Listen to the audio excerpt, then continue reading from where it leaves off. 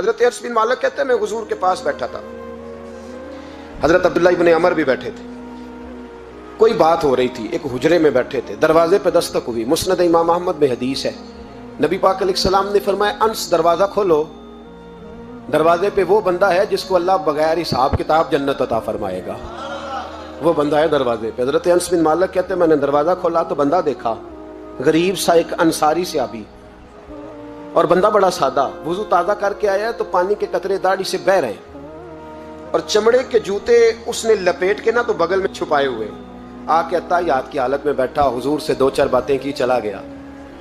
ہم اس کا رنگ دیکھتے رہے اور مصطفیٰ کا کرم دیکھتے رہے۔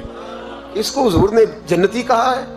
کہتے ہیں اگلے دن اسی ٹائم اسی وقت ہم حضور کے پاس بیٹھے تھے، پھر دروازے پہ دستک ہوئی، حضور نے فرمایا دروازہ کھولو، دروازے پہ وہ بندہ ہے جسے اللہ بغیر حساب کتاب جنت عطا فرمائے گا، بغیر حساب۔ کہتے ہیں دروازہ کھولا اور جیسے ہی میری نظر پڑی، بندہ بھی وہی ہے جو کل آیا تھا اور انداز بھی وہی ہے جو کل تھا، اسی طرح پانی کے قطرے، اسی طرح جوتے بغل میں، السلام علیکم، کل حضور فلاں بات کی تفصیل پوچھنی مجھ سے رہ گئی تھی، غلطی ہوگی دوبارہ آیا ہو۔ اس نے اپنی گفتگو کی، چند جملوں میں بات سمیٹی، چلا گیا۔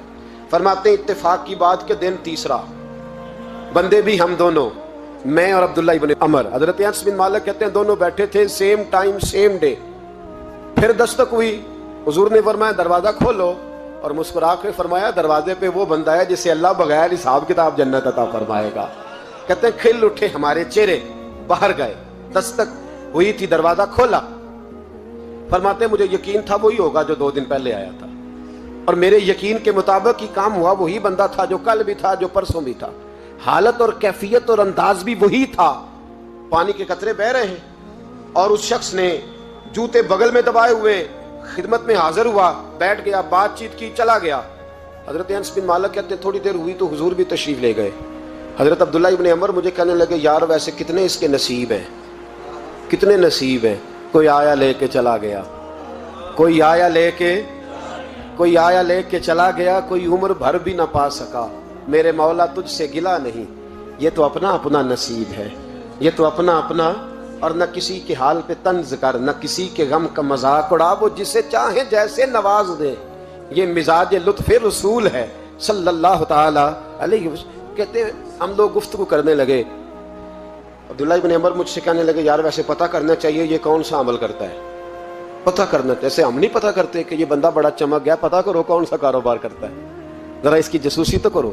اور بندے بھی بڑے سمجھدار ہیں، وہ سائیڈ بزنس نہیں بتاتے، وہ کہتے ہیں وہ جو میرا علیحدہ ہے وہ نہیں بتانا، کہیں یہ نہ شروع کر لے۔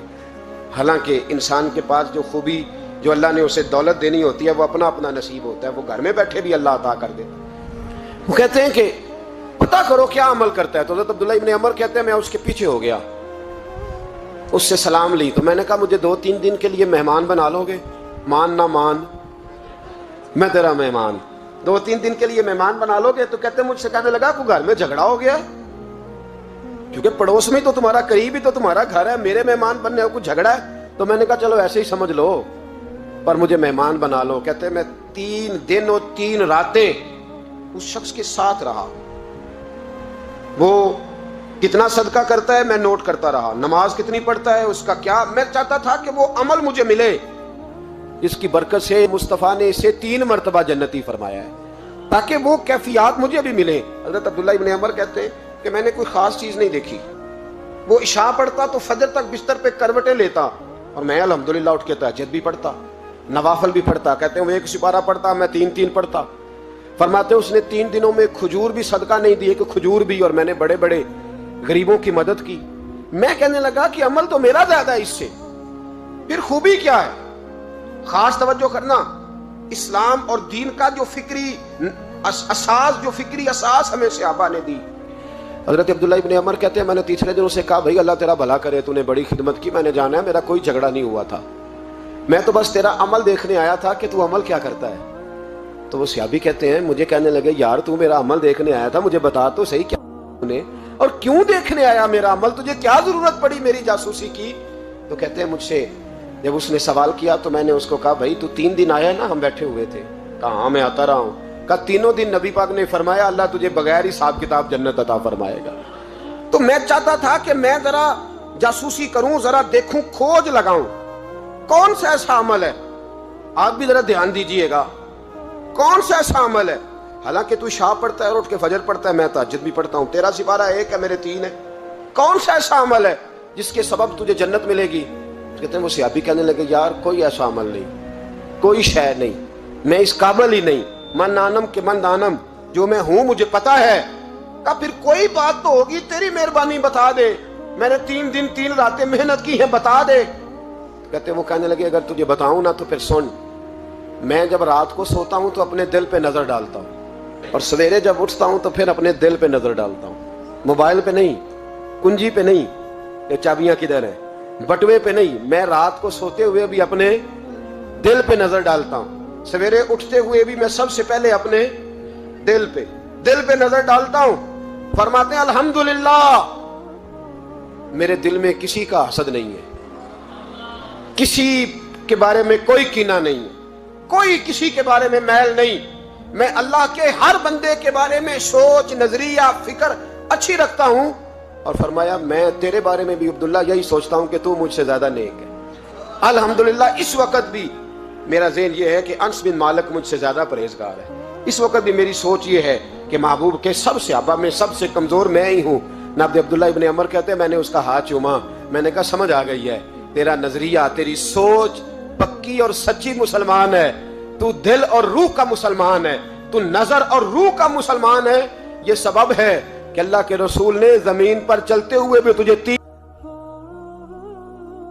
एक बच्चा आ गया, यतीम बच्चा, उसने आके अर्ज की हुजूर 3 घर में अफराद हैं, मैं, मेरी बहन और मेरी बेवा माँ, वालिद हुजूर चले गए और आज ना 3 दिन हो गए रोटी कोई नहीं खाई। मैं उस मंजर को भी जानता हूं कि जब यतीम घर में इकट्ठे बैठे होते हैं और पता होता है उनको कि हमारी अम्मा के पास आज पैसे कोई नहीं और घर में रोटी भी कोई नहीं, तो फिर उनको भूख ही नहीं लगती। हाँ नहीं लगती। अम्मा पूछती है पुत्र रोटी खानी है? नहीं मैं तो सवेरे जो खाया था वो हजम ही नहीं हुआ, अम्मा जी शाही कोई नहीं। ये पर्दे इस तरह करके बचाए जाते हैं, एक दूसरे को तसल्लियाँ देना, एक दूसरे से प्यार का बढ़ जाना, एक दूसरे के लिए जज्बात और तरह के बन जाना, हिकमत इलाही के तकाजे होते हैं। या रसूल अल्लाह सल्लल्लाहु तआला अलैहि वसल्लम, बेवा माँ है, यतीम बहन है, 3 दिन से खाया कुछ नहीं, कुर्बान जाए वो घर जहाँ से कायनात खाती है सारी। हुजूर ने फरमाया बिलाल जा ना, जाके सारी अज़वाजे मुतहरात से पूछ घर में क्या है। हज़रत बिलाल कहते हैं मैं सारे घर ही पूछ आया, टटोल आया, टोटल 21 खजूरें निकली।